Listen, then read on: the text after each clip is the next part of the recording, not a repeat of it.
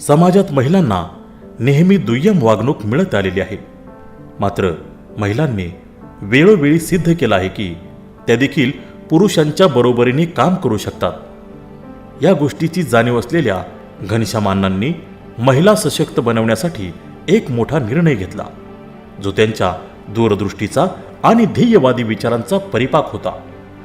घनश्याम अण्णा ST महामंडळाचे संचालक असताना आंध्र प्रदेशच्या दौऱ्यावर गेले होते. त्यांच्या हैदराबाद भेटीच्या वेळी बस स्थानकावर त्यांनी काही मुलींना खाकी कपड्यामध्ये पाहिले. त्यांनी डेपोच्या अधिकाऱ्याला विचारले की या मुली काय काम करतात. अधिकाऱ्यांनी सांगितले की या मुली कंडक्टर आहेत. अण्णांनी त्या मुलींसोबत चर्चा केली आणि काही प्रश्न देखील विचारले. कंडक्टर म्हणून काम करत असताना तुम्हाला कुठल्या अडचणींना सामोरं जावं लागतं. मुलींनी आत्मविश्वासाने उत्तर दिलं, आम्हाला कोणत्याही अडचणी नाहीत. उलट या नोकरीमुळे आम्ही आमच्या घराला आर्थिक मदत करतोय.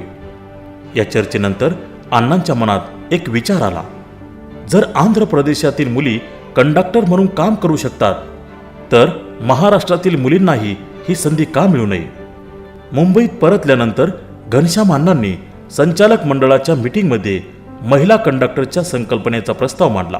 काही सदस्यांनी याला विरोध केला. त्यांचं म्हणणं होतं की महिलांना ही जबाबदारी पेलणे कठीण आहे. रात्रीची ड्युटी, प्रवासात होणारे गैरवर्तन अशा अनेक मुद्द्यांवर त्यांनी आपली शंका व्यक्त केली.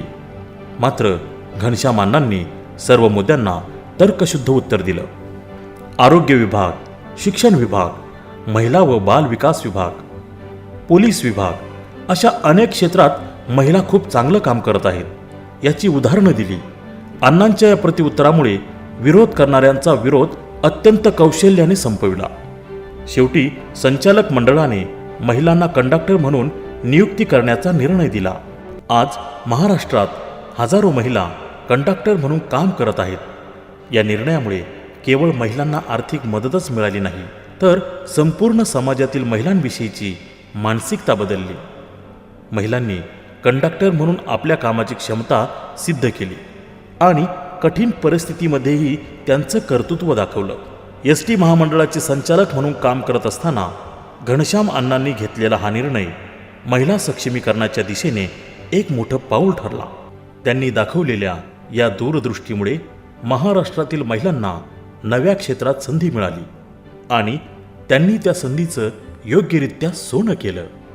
महिला सक्षमीकरणाच्या दिशेने घनश्याम अण्णांनी घेतलेला हा निर्णय केवळ एक कार्यवाही नव्हता, तर महिलांना स्वयंसिद्ध बनवण्याचा प्रयत्न होता. या निर्णयाने महिलांची काम करण्याची क्षमता पुन्हा एकदा सिद्ध झाली आणि यातून समाजातील अनेक महिलांना प्रेरणा मिळाली. समाजात सकारात्मक बदल घडवण्यासाठी अण्णा तेव्हाही प्रयत्नशील होते आणि आजही आहेत. म्हणून ही वेळ आहे घनश्याम अण्णांसोबत उभं राहायची. श्रीगोंदा नगरच्या विकासाची जबाबदारी अण्णांच्या हाती द्यायची.